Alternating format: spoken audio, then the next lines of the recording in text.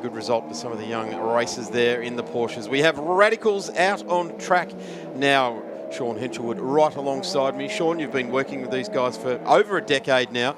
And late setting sun, very similar to their qualifying this morning. The track's starting to cool off, whereas this morning it was starting to warm up. Track conditions should be almost perfect, Darren, as we get set for the first race of round 3. Of course, traditionally 2 50-minute races across the weekend. They are, of course, a compulsory pit stop race. The pit stop window will open after 15 minutes, close after 35 minutes. And I'd almost put money on Peter Patton, 3-time champion, who's starting rear of field, to come in as soon as that window has opened. It has worked as a strategy for him time and time again. Opening round of the championship, as it has been for many years at Mount Panorama Bathurst with the 12-hour to start the season. He did exactly that. His rival, who starts on pole position in this race, Chris Perini, didn't do that. In the end, it did cost Chris Perini a potential victory. And in this race, though, I think Chris will be applying all of that. His pace in qualifying this morning, very, very impressive. Unfortunately for Peter Patton, who starts rear of field in the reigning champions car, Kim Burke's car. There it is, top of screen, the number 68. He's not in his primary 31 first focus entry. It had a technical issue yesterday, not once but twice. In the end, they opted for the spare car sitting over in the RA Motorsports garage, and he will start from rear of field after another issue during qualifying. And we've seen him start rear of field before, Darren, and that's exciting. Rolling start here for these cars. It's Chris Perini on pole. Peter Clare in the shared runway racing car right alongside Stephen Champion, Paul Braco, Kostakin Karov, Brad Nilsson, sharing with Mitch Nielsen, Bill Medellin, Michael Whiting, rounding out the 10 there to Kenny Anseline and Jim Hernandez, all set for a race start, being slowed right down, and away they go. Green flag has been waved. It's 15 minutes to the compulsory pit stop begins, so let's have a bit of frantic Radical Australia Cup racing. Around the outside are going the fast cars at the moment. They'll get hauled back because they're going to have to cover a fair bit more of territory, and just watching there as Brad Nilsson just gets bottled up a bit and cops a whack, a couple of whacks there too. There goes Peter Patton in Kim Burke's car. He's gone bush there as well, so he's gone right round the outside there, and the number 52 is facing backwards at us, and that's Bill Medland. That was Brenton Grigwell from South Australia having his maiden run here. He got turned right towards the back of the field. Kosta Pahurikov in the number, I'm going to get the number in my head this time round, 26 car on screen. RSX version of the Radical SR3 control formula, all powered by 1500cc straight line 4-cylinder engine, naturally aspirated, 685 kilos, very good performance. Power to weight ratio is very good. Slick tyres, good aero. And for Chris Perini, he's putting that to good use. Paul Braco and Stephen Champion, second and third. Regulars in the New South Wales Super Sport Series. They are making their debuts in Radical Australia Cup. Local specialists, done a lot of miles around here. See Paul Braco's trying to get some temperature into those control hand-cooked tyres and keep a close eye on his pace. But this is working out very nicely for Chris Perini. It's not working out quite so well, though, for Peter Patton, caught up in that melee at the start, and frustration, too, for the winner of the opening round of the season, Brad Nilsson, who is now well back in this field. Michael Whiting up in the number 33 there, started out of 8th, currently sitting there in 5th place. So that was where that coming together sort of started in that sector of the field. But what it has done is that it has really put Peter Patton's, well, I guess, charge on halt just for a moment. Having said that, he's already made his way up to 11th place in the Kim Burke car. Oh. And another one wide down at turn 1. That's Michael Whiting by the look of things, just in front of this battle between Chris Medellin and, well, it's Ollie Smith, I think, by the look of the helmet. It's not Phil Anseline. He is car owner now. That is the car that Ollie Smith took to second in the championship a couple of seasons ago. So he's right back towards the front of this field. Now, interestingly, off the start, Darren, we missed Peter Clare. He was starting on the front row. Watching the field come down to turn 1, there was a gap at the front of the field. That was Peter Clare. So drama for the man who started so strongly today. Missed yesterday. He said to me this morning he's an angry man. He didn't have practice under his belt like his rivals. He came out in qualifying and stuck the car on the second spot on the grid. Very, very impressive for the shared runway driver, but unfortunately for him, he'll be even angrier now. He's not in this field. Maybe make a habit of taking the Friday and staying at work, earning an extra $1 before the race weekend. Did suggest that to him, so that might be a common theme. On screen, though, Paul Braco doing a great job, supported by GWR.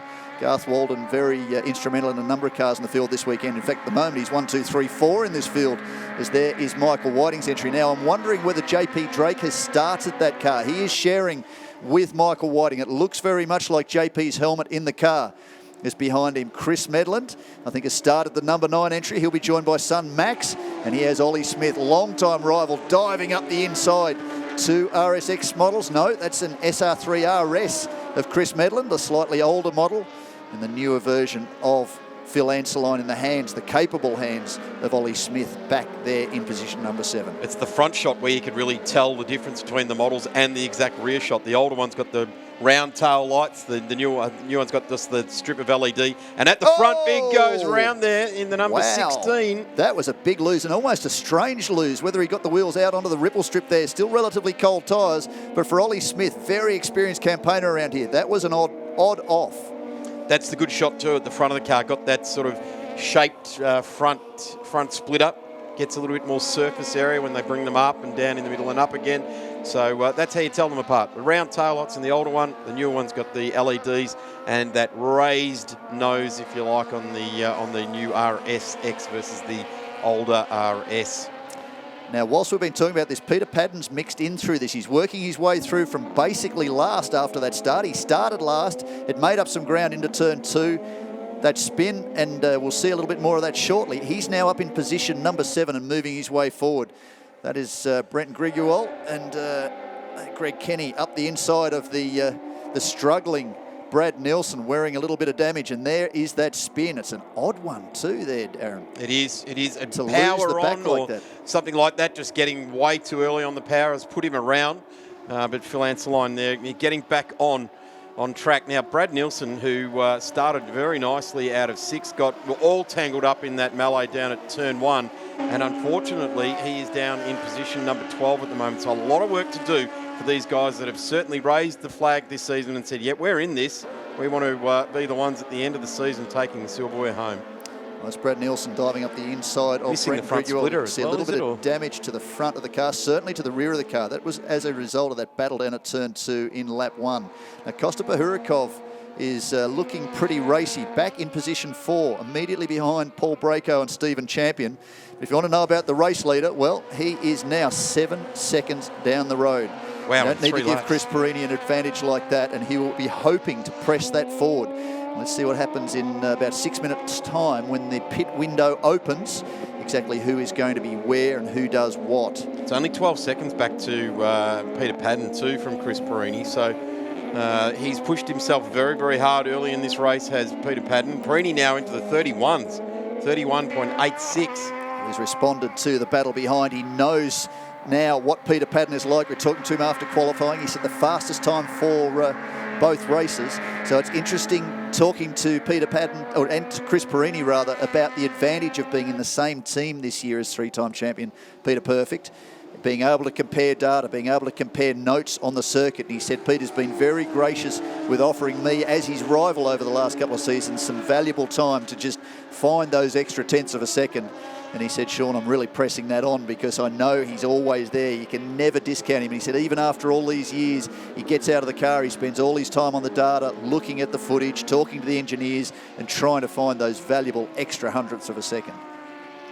Fastest man on track, 1:30.61 for Peter Patton. We're talking qualifying times in the high 28s, so they're not too far off. Interestingly, a couple of the drivers did the prototype series were saying that they'd lost a couple of seconds between qualifying this morning in Radical Australia Cup. Bit of bodywork on screen. That looks like the colour of Brad Nilsson's number 38 entry. Between qualifying in the cooler conditions this morning and the race with the prototype. So the track had gone off just a little bit temperature-wise, and that had a big effect on some of these cars.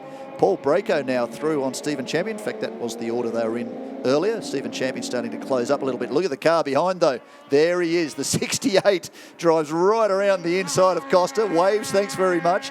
The colours are different, but the helmet you cannot discount. That is Peter Patton, 3-time champion, a man who's won 7 times here in the last 5 years. It's a little bit polite. It's something we could all probably take onto the roads with us if someone lets you in a gap, isn't it? Just a hand up. Thank you very much. Nice bit of manners there for Peter Patton. And often drivers remember that if you let them through. If you don't get a gracious thank you, then next time you might make it a little bit harder for them to get through. Well, we're talking a little bit this morning about that with one Chris Perini when he made his debut a couple of seasons ago at Bathurst. He started waving fingers at drivers too, and the funny thing was afterwards, a lot of them remembered that as Peter Patton down the inside as Stephen Champion closes the door. Nice move by Stephen Champion. Of course, he doesn't need to let Peter Patton through because he's a multiple champion or his teammate. He's racing hard. He's pushing personal bests. He qualified more than a second faster than he'd ever been around here before. And he'd be very keen to try and hold Peter Patton back there, but I don't think you're going to keep the three-time champion behind you for very long. That was close. Stephen Champion, very, very racy. I wonder what Garth Walton will have to say to his boys after this one. Yeah, let him race. Well, that's the bottom line. That's how Garth would go about it. Garth is a racer too, so he'd appreciate that too. Here's an opportunity up the inside now. He's got the correct line, but he's got to get down to the hairpin ahead of Stephen Champion. He's done that. Champion looks to come back. No, you're not going to do that and outbreak Peter Patton, I don't think. It's funny, talking to Peter Patton, this is a newer car. He has one of the older models. He's used that very, very well, of course, rebuilt regularly, updated regularly. It isn't the latest chassis. He jumped into this 2018 model of Kim Burke, the championship winning car from last year, and he said, Sean, I was pulling gears where I wasn't able to pull gears before. This thing is a jet, which was bad news for his rivals. But he was quite happy to start rear of field. He said, well, I'll give you something to talk about. It's always nice to work your way through the field. But a big gap now. Well, it's dropped, actually. It's 10 points. It's 11 seconds to race leader Chris Perini. So Perini probably at some point can actually pick up where Peter Patton is on track. And he'll know that...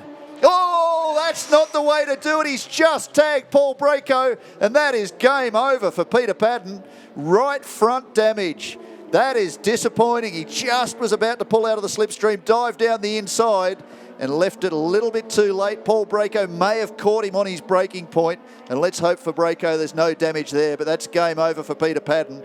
4 sessions he started this weekend, and effectively 4 times he's finished prematurely with a car that's not 100%. Let's look at the replay. Just tagged him, trying to pull up down the inside. I think that caught Paul Braco completely by surprise. And hopefully for the number 80 entry, he's able to continue on, but no more for Peter Patton. Wow, that is... it wasn't even a maximum attack type effort under brakes down there, was it? It was no, it was more of a... now he's damage. Got damage too. Left That's rear. a shame. And, well, he just sort of darted out, and that was that. I think Peter Patton will probably be more dirty about the fact he's hit a rival and a teammate than he will that he's made an error, because the last thing you want to do is take anyone else out, much less a teammate. Gives the crew a lot of work to do on both those cars now overnight before we go into race 2 for the weekend. That was definitely John Paul Drake in the car in front there. You can tell it's got yow across the front of his helmet. We've got a good close-up shot of that. That's not the close-up shot we wanted to see. No. Never like seeing cars bent up. This is the run for 6 and 7 on the road. Chris Medellin, Phil Anseline, both been at Radical Australia Cup racing for quite some time. In fact, the Medellin name synonymous with setting up Radical Australia Cup here in Australia. As we see Paul Braco in the number 80 coming to pit lane. So that's made a big impact on the overall lead of this race. Chris Perini now out by 15 seconds over Stephen Champion. Kosta Pahurikov inherits 3rd position now as a result of that drama for Paul Braco. Michael Whiting up to position 4. Phil Anseline, it's actually Ollie Smith in the car by the look of the helmet, is in position number 5. Chris Medellin, position 6. Rowan Ross having a good run in position 7. One of the category stalwarts. Pit window is now open. Position number 8 for Greg Kenny. There is Rowan Ross on screen, the 88 entry. Colour scheme very resplendent of a famous Group C Porsche 956 from back in the 80s. He likes his historic liveries, does Rowan Ross, so he's position 7. Greg Kenny, position 8. Brad Nilsson up to position 9. Jim Hernandez, who is a Radical Australia Cup rookie. He's a Radical rookie. He's only just his 2nd ever event. He did personal best during qualifying, took about 2 seconds out of his previous best. He's 3 seconds faster than he was here a couple of months ago for round 2 of the championship. He's in position number 10. Bill Medellin, surprisingly, is further back, but may have been involved in that melee off the start. He was one of the multicoloured entries for the Medellins that took to the bush. Paul Braco shown in position 12, but he is now in pit lane. Brenton Grigual is shown in position 13. I hope Brenton's still circulating. See if he goes past the window here. Not feeling well, was pretty ill this morning. In fact, very ill this morning, so he said it's not playing strongly into my debut run here at Sydney Motorsport Park. He was at the Adelaide Motor Festival earlier in the year, so missed the last round here. Started his championship off with a brand new car, 2019 model, which arrived just ahead of Bathurst. Peter Patton, obviously a retirement. Peter Clare, unfortunately, a non-starter. So that car clearly a technical issue after he qualified very, very strongly to be on the front row alongside Chris Perini. I like what Rowan Ross has done with the, let's call it the Rothmans wreath on the airbox of that car. I wasn't going to mention the word. Are we allowed to mention the word? I don't know. Pixelated out. Says Rowan Ross now, doesn't it? Anyway, it most certainly does. But yeah, I'm pretty sure we're allowed to talk about the Rothmans Formula 5000 series. The throwback to a very fantastic era of motorsport. Brad Nilsson, unfortunately, they've been two-time winners this year. In fact, Mitch Nielsen, the second race, there he is. The window's open. What did I predict that perhaps they would do? This is a Peter Patton move. I was going to say Chris Perini's been victim to the early pit stop before, and he's using it to his advantage now. Not going to do it again. Kosta Pahurikov coming down pit lane. Stephen Champion carrying on. He will enjoy his maiden run in Radical Australia Cup as a race leader. That'll go down comfortably in the books. Print out the Natsoft printout, stick that in the wall, saying that car number 34 was leading this race. But Chris Perini, I think, is if he doesn't do anything wrong, he doesn't have any dramas, he should be good to go. Of course, as a result of being successful in past rounds, you get an extended pit stop time. So we're talking about Chris Perini. He will be in for a total time of 80 seconds. Now, Peter Patton, had he continued, would have been in for 95 seconds. So it's as a result of your last two races in the Cup. Patton won both of the 50-minute races last time round, so he took the greatest penalty. Brad and Mitch Nielsen will be in for 90 seconds. There's another advantage to the man right of screen, which of course is Chris Perini. Brenton Griguel, by virtue of a strong run at Bathurst to start the year off, will be stationary for 65 seconds. And Peter Clare would have been 70 seconds, so a couple of those drivers not actually circulating. So there is varied times, but your minimum pit stop time will be at around 65 seconds, I think it is, from memory, 60 seconds.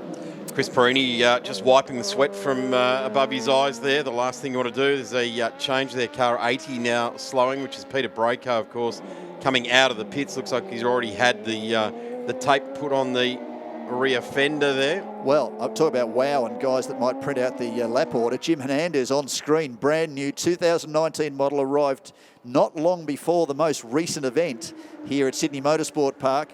He is making his debut to motorsport effectively. Wow. He's carrying the P plate. He's doing one personal best after another as Stephen Champion just comes in below us here in the commentary position. He was effective race leader. JP Drake's actually taken over now as race leader. Ollie Smith in position number 2. Ollie being a quicker driver than car owner Phil Ansline. He's probably expected to stay out there until the end of the pit stop window. But Jim Hernandez smiling from ear to ear. He did a lot of homework before he got involved in the category. An older driver, is perfectly positioned to come and run in Radical Australia Cup. He's an ideal candidate, if you like.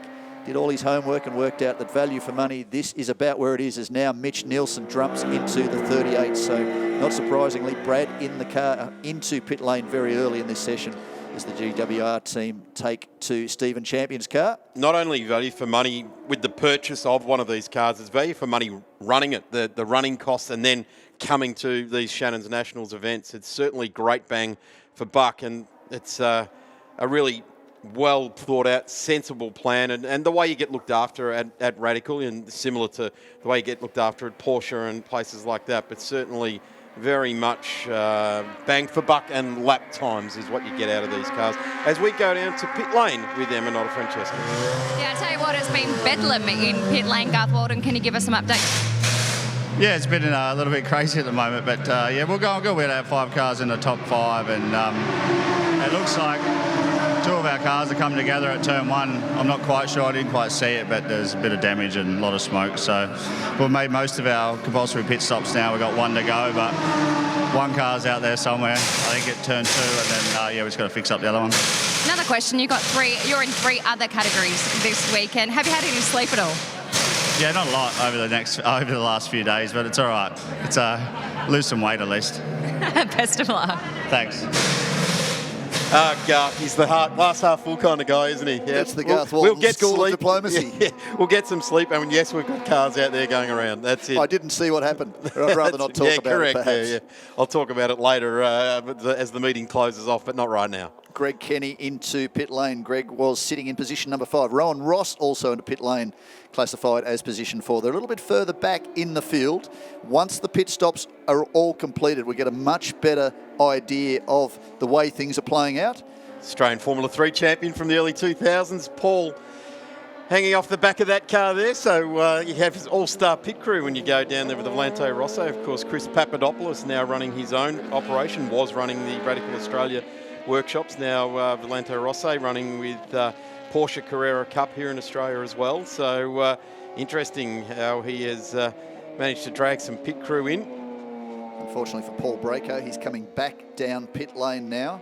That could be for his compulsory stop. It could also be that he's still wearing damage after that contact with Peter Patton down at turn 2. Very, very unfortunate as Greg Kenny puts the visor down and gets ready to carry on. JP Drake now down pit lane, currently holding down position number 2. Oliver Smith, former RAC number 2, or perpetual RAC number 2.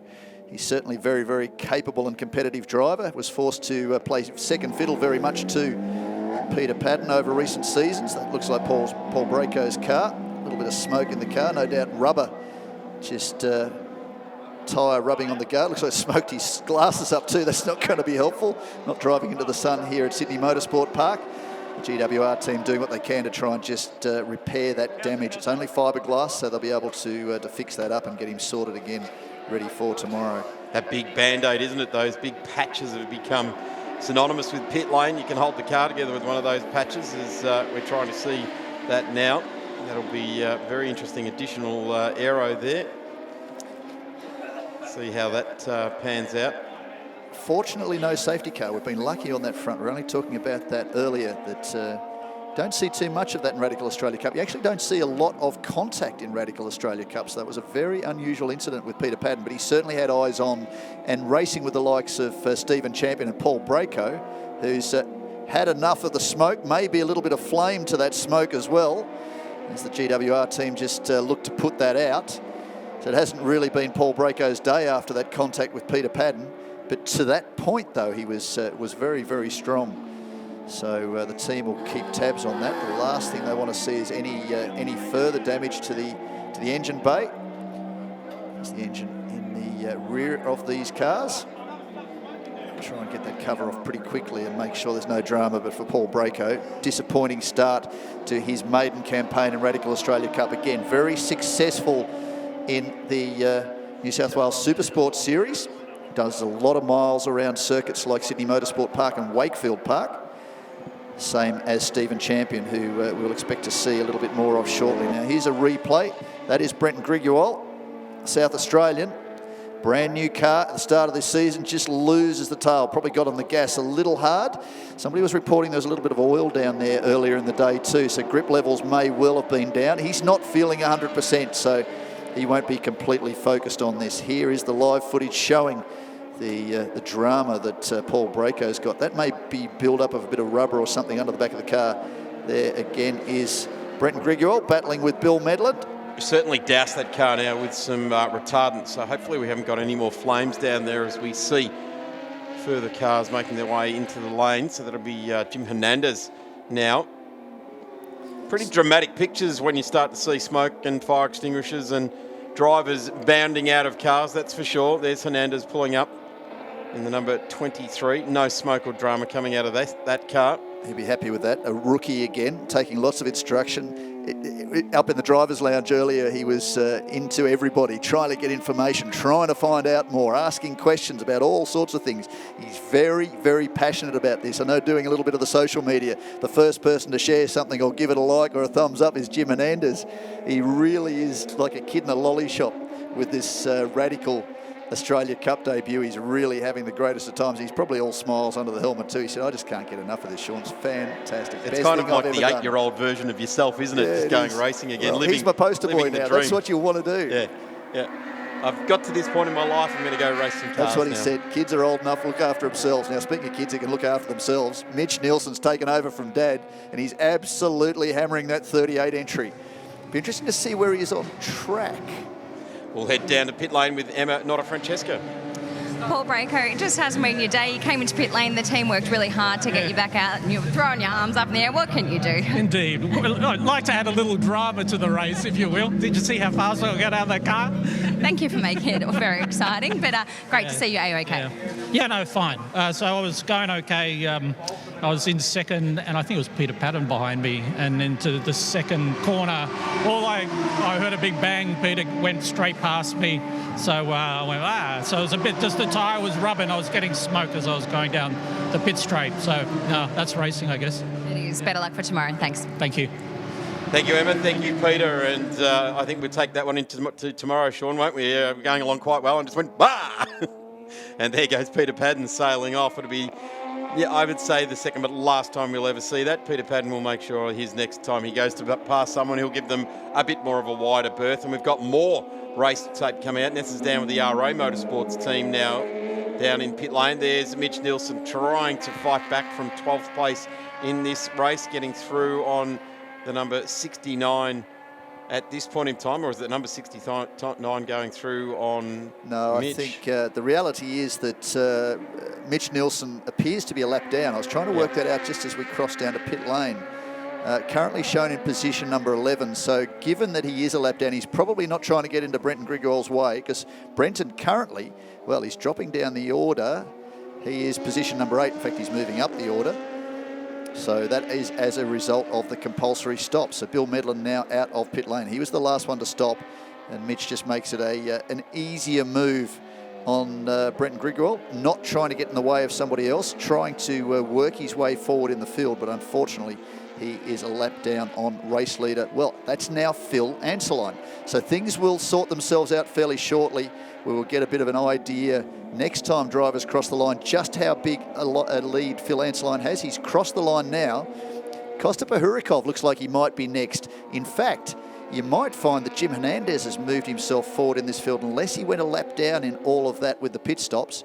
16 laps shown for Phil Anseline, of course, driving with Olli Smith, who started this race. So we'll keep a close eye on the number 16 entry. Now, Chris Perini shown in position number 2. He lost a lot of time during that pit stop, so don't take too much from the timing monitor in the top left of your screen. We need to sort this out. It needs to refresh another lap now that everybody has their compulsory pit stop in the bag. So 52 is Bill Medellin. The 38 immediately behind is now Mitch Nielsen, winner of the opening round alongside his father Brad, winner of the sprint race here a couple of months back, former New South Wales reigning New South Wales Super Sports champion in his Class 2. So very accomplished driver, Mitch Nielsen, only getting faster. You talk to Peter Patton and Chris Perini, the one that they keep a close eye on is Mitch Nielsen. Very aggressive driver, very fast young driver, and alongside father Brad, they're a great combination and have won races. I'm going to suggest the first time they've brought a car home damaged as well. No, unfortunately, Bathurst too. Yes. Similar situation to that which hit Peter Patton. He was coming up to lap Ed Singleton, former champion, who made a cameo appearance at Bathurst earlier in the year, and the second of the cars of Phil Anseline. He just tagged him going down to the chase. Similar thing, just got into the braking mark, eyes on, was moving forward in the field and tagged the rear of Ed Singleton, and that was unfortunately game over for them, and it was hard work from that point. Very disappointed afterwards. All right, I'll rephrase it. Since the start of this season, and rarely damage a car. Well, the reason why Phil Anseline is in front at the moment is that Olli Smith hadn't finished. He's still going around. He's just come down pit lane now. Stephen Champion could be the one to keep an eye on. Kosta Pahurikov too is quite strong. I need to check. Brenton Grigor is yet to pit. The only other person, well, the only other two yet to pit are one who hasn't started and one who's sitting at the side of the circuit. That, of course, is Peter Patton.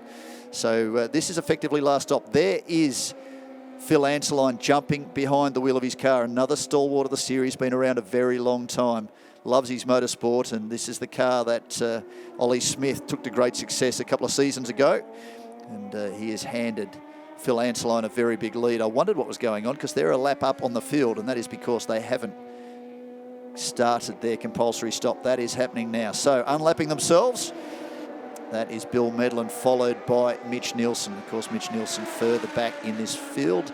That, though, now is 4 positions. So this would move Mitch Nielsen up to position number 10. As things stand, Brenton Grigor, last one into pit lane, with still a few minutes left on the clock. Another 4, so no one risking it. Nothing to gain.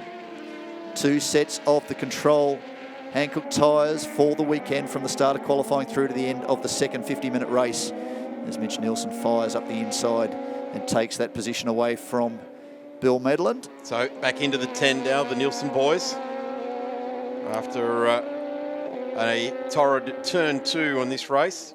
Torrid for quite a few, and well, it's where Peter Patton, laps later, has withdrawn from this race after damage, trying to put a move down the inside at turn 2.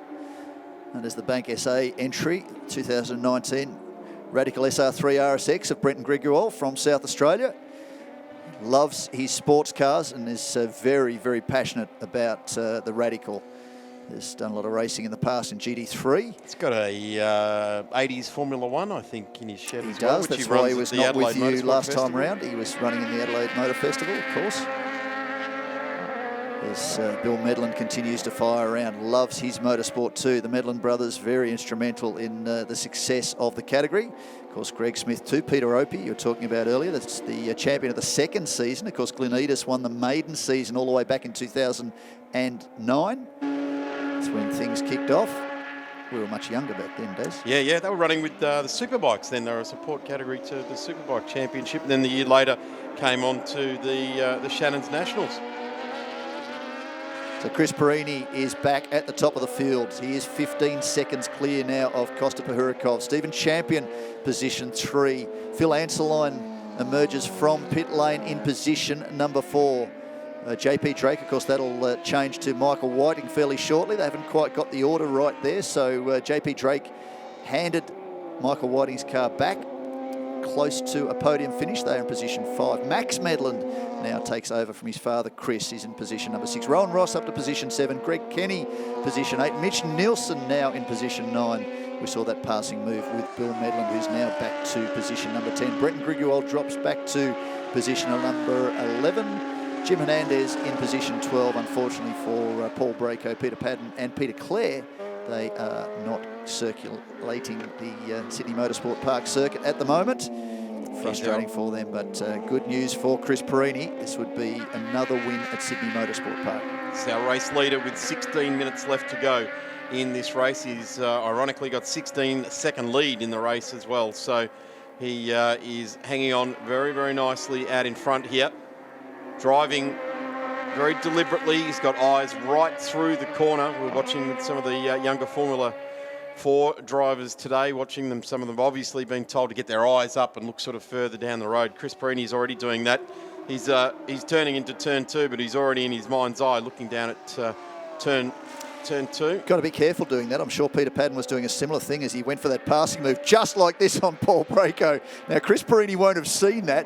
Had he seen that, he might have tried a slightly different move on Brenton Grigor.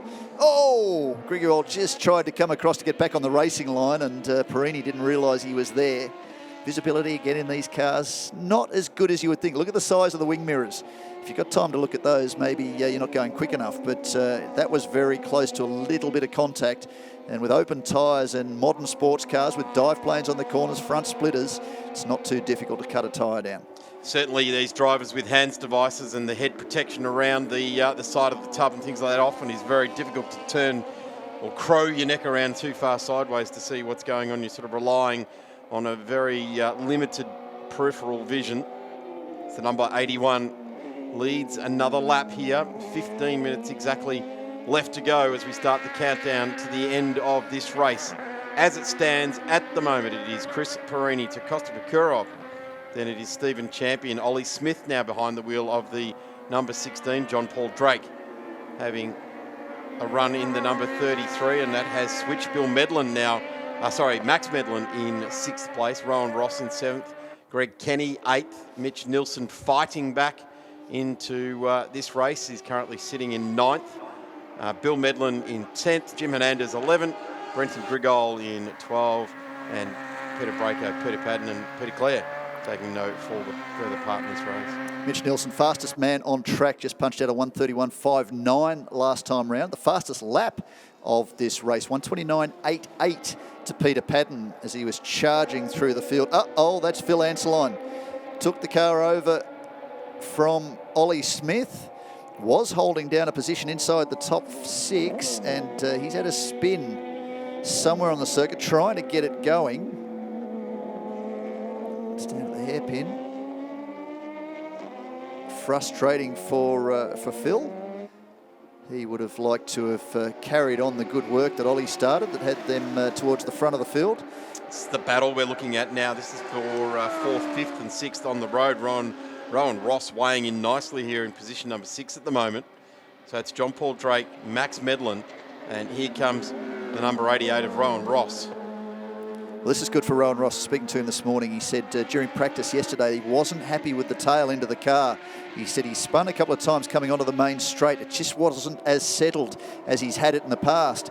He said, I do remember when I could get around the track faster than I am these days. We were talking about him earlier, very tall man, but he's been in this category since the inception in 2009, regularly updates the car.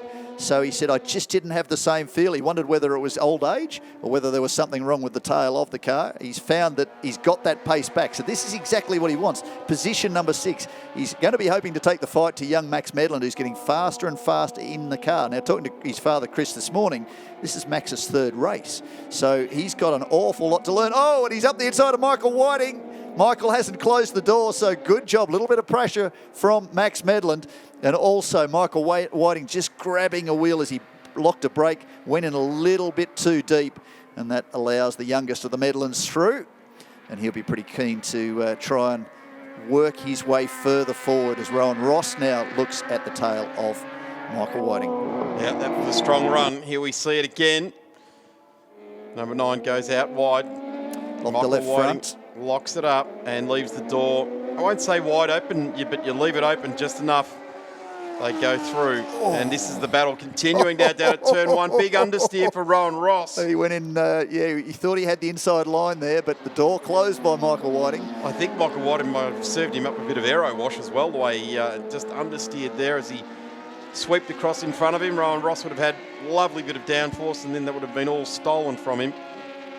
Brave man continues on. Because 200 kilometres per hour or thereabouts, tipping into turn 1 here at Sydney Motorsport Park. A lot of experienced campaigners will tell you can drive a Radical SR3 flat through turn 1. Some drivers have found that's not actually true. Well, some of them haven't quite graduated to that level of performance, but certainly a very, very fast corner. And the beauty of these cars, we're talking about the pace of a Radical SR3, 1500cc Hayabusa engine.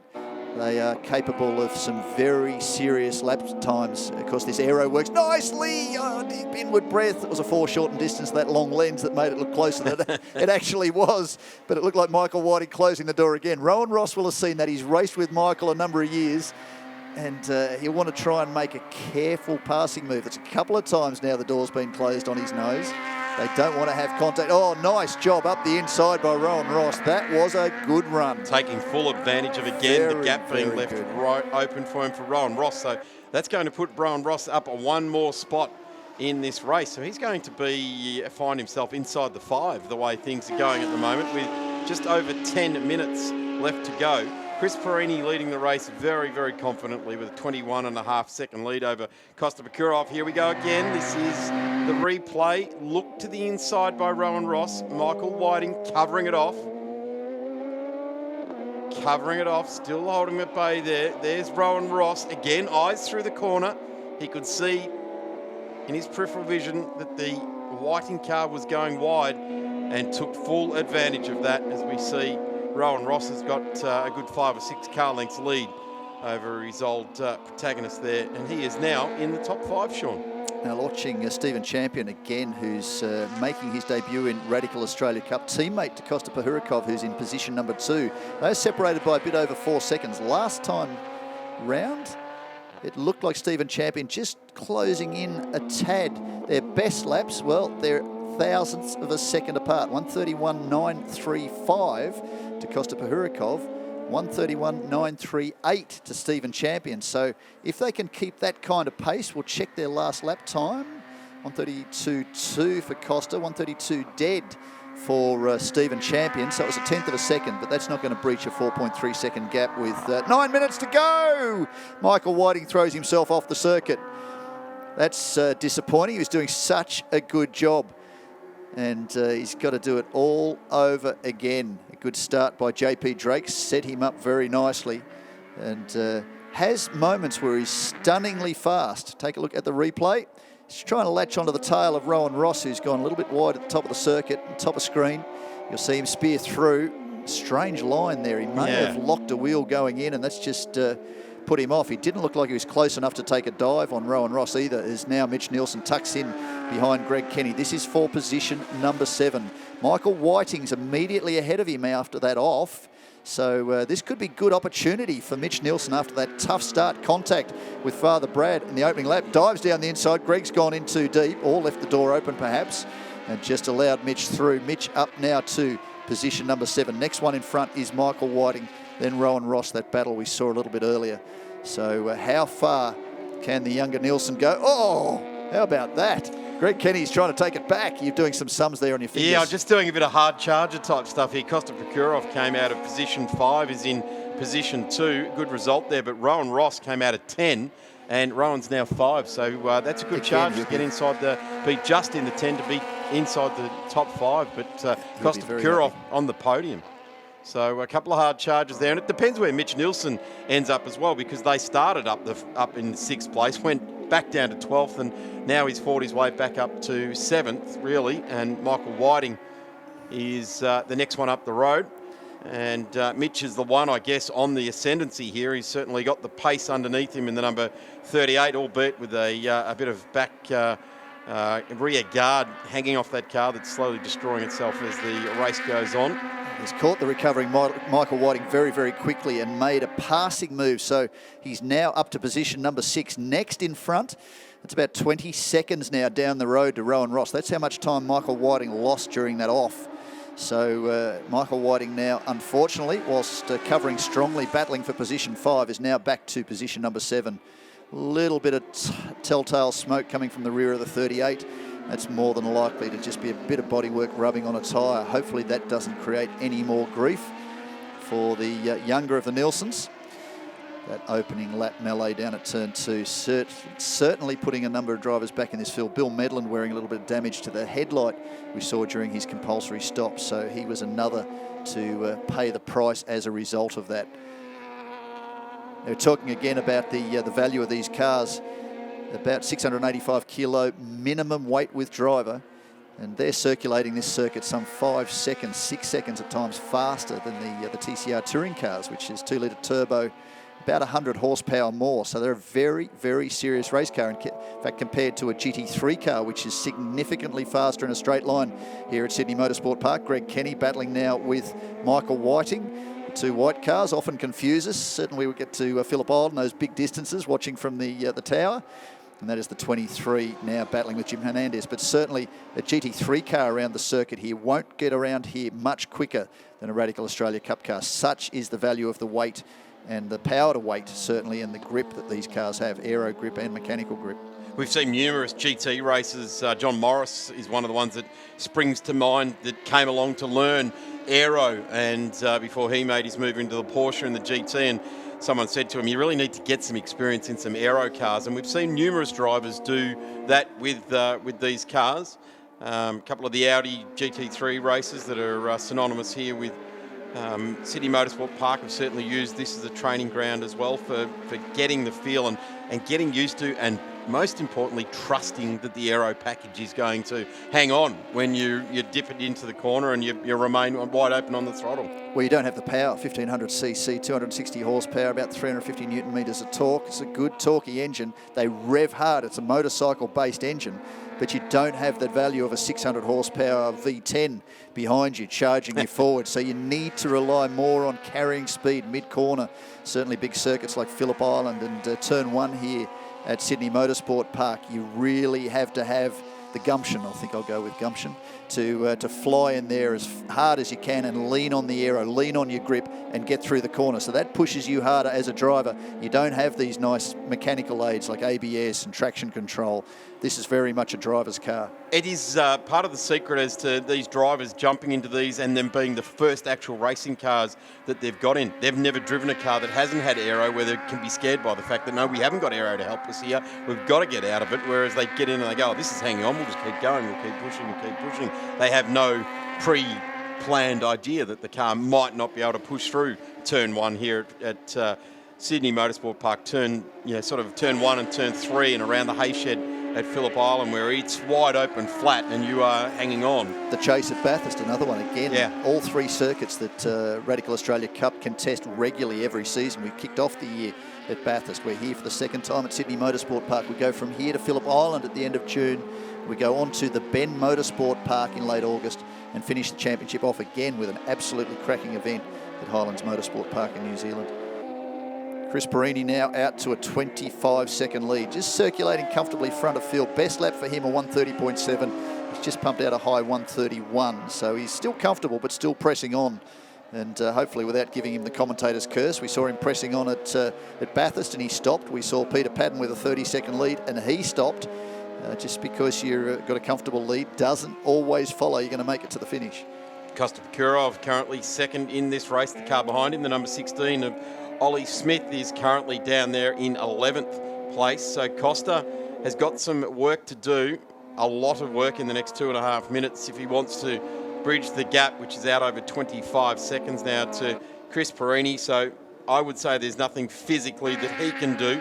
It may be that Chris Perini makes an error of some sort, but that's rare in itself. So at the moment, Chris Perini setting himself up for a very dominant victory here in about 2.5 minutes' time. Well, this has championship implications. Currently, Peter Patton leads the championship on 159 points. Brad and Mitch Nielsen are on 147, 12 points back.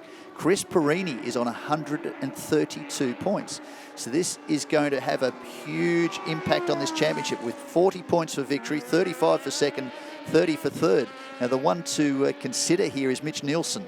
He will finish P6 at this stage, 22 points. So he loses 18 to Chris Perini. He came into this round with a 15-point advantage over Perini. So that would put Perini above Brad and Mitch Nielsen, but it should also put him with 40 points comfortably clear. 172 now to 159 for Peter Patton.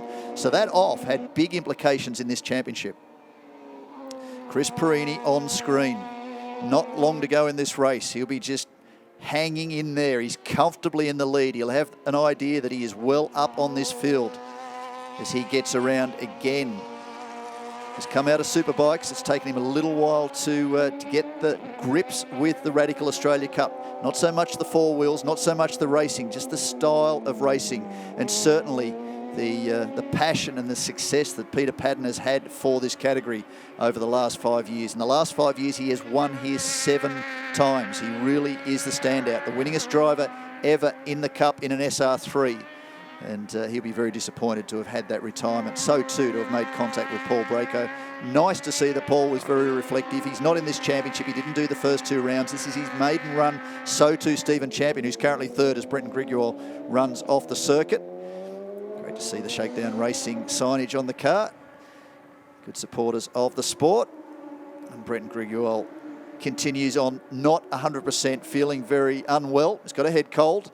Really messed him up in qualifying. This is his maiden run here at Sydney Motorsport Park, so he's not enjoying the greatest of days, but really did quite a good job at Bathurst at the start of the season. Doesn't the car look great in this dying light today? The sun just catching the last dying light off it. That bright orange standing out ever so well there as we go to the menacing black and red of our race leader as he comes around, turns around to the top of the track now. 9.8765, 4, 3, 2, 1 seconds left. Will he get to the line? There's no checkered flag yet. So time has finished now in the 50-minute race. Up into turn 6, Corporate Hill. Around he goes. Sun in the eyes, down into the hairpin. Chris Perini, a very nicely turned out Radical SR3. And this is absolutely emphatic victory here albeit without Peter Patton taking part. You can only race those that are still on track with you at the end. Sweeping around. Because Peter Patton can take one thing out of this race. He did set the fastest lap of the race on lap 5. Checkered flag now falling on Chris Perini. He will take victory in race 1 for the Radical Australia Cup racing here this weekend, and race 1 as part of round 3 of the Radical Australia Cup. Very, very happy with a Fernando Alonso type weave towards the checkered flag there. Christopher Karov is rounding out his lap as well, coming out using all of the track as he runs down the long gradient down the Brabham Straight. Stephen Champion's dropped back to 8 seconds back from Costa now, but that still is a 1-2-3 for GWR. So despite the frustration of watching the contact between Peter Patton and Paul Braco, Brenton Griggle crosses the line. Stephen Champion now across the line and comfortably classified third on his debut in Radical Australia Cup. Max Medellin up to position 4. Rowan Ross, you see that on screen. Mitchell Nielsen position 6, so good points for him. Greg Kenny, Michael Whiting, Bill Medland and Brenton Griggle are your top 10. Championship points lead to Chris Perini. And the great thing is we get to do this all over again tomorrow morning at 11:20 a.m. Darren Smith, we look forward to that.